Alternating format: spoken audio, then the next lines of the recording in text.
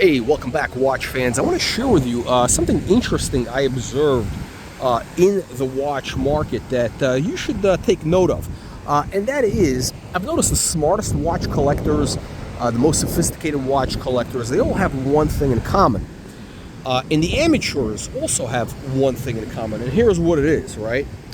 The really sophisticated collectors, like the John Goldbergers of the world, a lot of these Italian guys, they are collecting vintage and neo-vintage watches, right? You're not going to see brand new, shiny Royal Oaks, brand new Rolexes or Nautiluses in their collection. No, they're usually buying watches that are, 20 years old, 30 years old plus, right? And by the way, those are the same guys that are making big money. You see them selling, watches at auction for, millions of dollars, right? Which, they bought some years earlier for, a lot less, right? So these guys are making money, right? Whereas the amateurs, the guys that you see flexing, these guys, it's always these collectors from Dubai or whatever, they get a box, they get that Louis Vuitton box full of, modern, all the usual suspects, the Royal Oak, the brand new Royal Oak, the day date, the Nautilus, precious metal, steel. It's usually very boring collection. It's all brand new, same type of stuff. And why is that, right? I'm wondering. Now, by the way, before we get into it, on the wrist, we got the Neo Vintage. That's right, the Audemars Piguet Royal Oak, the day date, the moon phase, the owl, as it's known. We got the moon coming up, right? So we've got a full moon about to happen very shortly. I'm here on the beach of sunny Del Mar, California, and you're going to notice that these dogs, why are they running on the beach? It is because people are throwing balls to them, right? They throw the ball, and the dog chases after the ball into the water. Pretty interesting, right? And, a lot of the newbie collectors are the same way. They chase after the ball that's thrown, right? They chase. Let me see if we get a shot of this. So we'll get a shot of this. They chase after that ball. Here we go. Ready? Here we go. Let's see if we get a shot of the dog. You see, look how eager the dog is for that ball.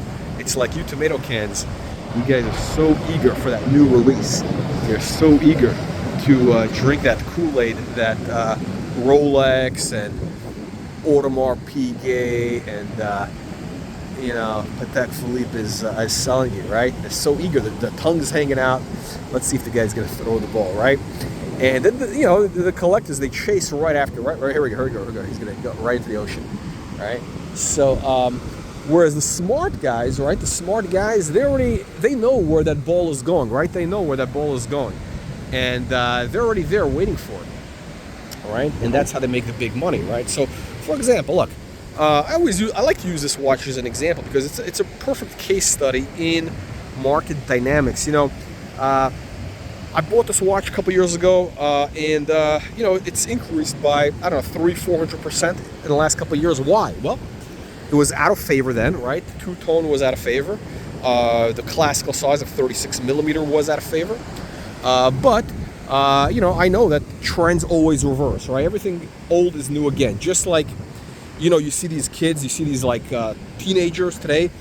They're all wearing these. They're buying these 1980s T-shirts, these old T-shirts. Actually, some of them are brand new. They're made to look old. Of like, a Motley Crue or Megadeth, concert T-shirts, or Pac-Man, or Fanta, whatever it is. Those 80s T-shirts. They're wearing them today. Why are they doing that? I have no idea. I don't know. People want something. Old stuff comes into fashion again. Now I don't know if those 80s T-shirts were ever in fashion unless it was like Beavis and Butthead. But that's the way the market works. All right. So you got to be prepared for that. Now, by the way, how do you get in on the next big trend? Well, you got to get our free weekly newsletter. How do you get that? Well, it's absolutely free. Click the link in the video description below. It'll come to your inbox. And what we cover in that newsletter is the latest, collector trends. What's happening? What's starting to happen? Which watches you can get into early, right? For example, we've been talking about Breguet. We've been talking about a couple of other brands, or even Frank Muller. I don't even know how to pronounce the guy's name, right?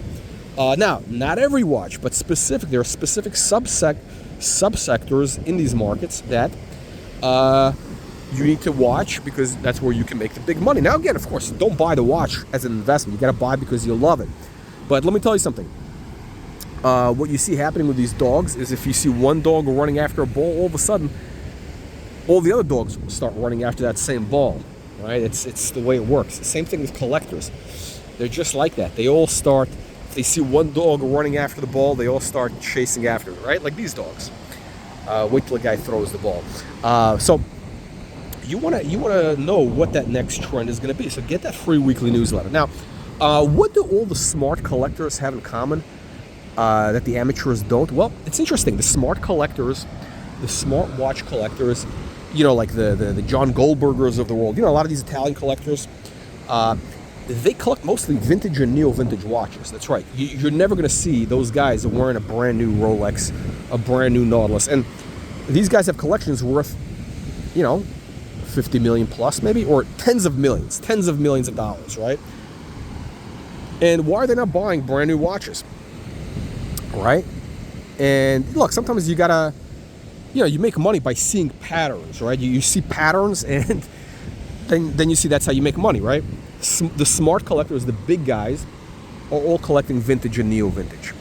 The tomato cans, the amateurs, the guys you see on Instagram, flexing the brand new Nautilus, they're buying brand new Rolex, AP, Nautilus, brand new stuff, the shiny object, right?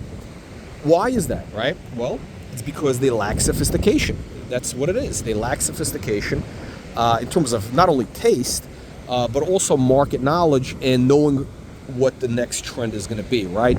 Look, people, it's a question of, I guess, taste. It's a question of style, right? The guys buying the shiny new objects, the shiny new watches, are also the same guys that you see, wearing the big T-shirt with the logo, Balenciaga, Montclair, whatever. You know what I'm talking about, right? The hype, the sneakers, all that stuff. Now, of course, all that stuff is going to be absolutely worthless in about 12 months, 18 months, because those trends are fleeting, right? It's fashion. Everybody wants the next new thing, right? Whereas, people who are more successful, more established in life, usually they're buying classical clothes. Usually it's bespoke clothes, or maybe they'll have Loro Piana or something, right? Which is more timeless classics, right? Which you can wear for 20, 30 years, maybe even 50 years. Who knows, right? And it'll still look great. Again, hey, let's use this guy John Goldberg as an example. The guy's great style. Do you ever see him wearing a Montclair or a Louis Vuitton T-shirt or a hoodie or sneakers like that? No, absolutely never. Guy's probably wearing the same suits he had made for him 20 years ago. I think actually he uses the same tailor, which is actually I had a tailor in Naples. Which was a Salito. I think he uses Salito. But anyway, so where am I going with this, right? Look, I'm not that bright. So what I like to do is I like to find people who are much smarter than me, and I kind of model myself after them, right? So if the guys who are successful, who are making money, are buying vintage and neo-vintage watches, maybe you should do that too, right? I mean, or you can be a follower. You can be a sheeple of the guys who are, just brand new to the game. They just started collecting because it was, the cool thing on Instagram. The COVID collectors. The guys who started buying with their PPP loans.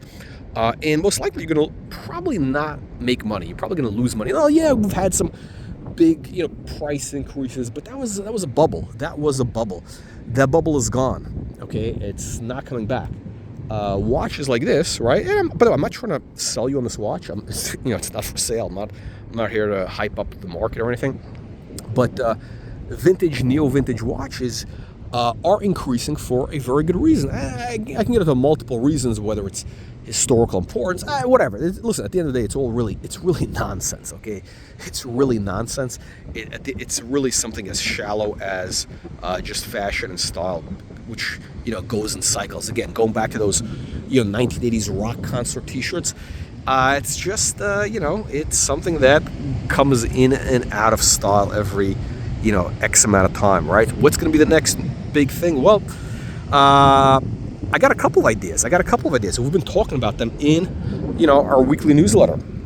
So if you want to know what those new trends are, click the link in the video description below to get the Watch Reporter free newsletter, all right? Let me know what you guys think. Leave your comments below. We'll see you in the next video. And make sure to click the like and subscribe button.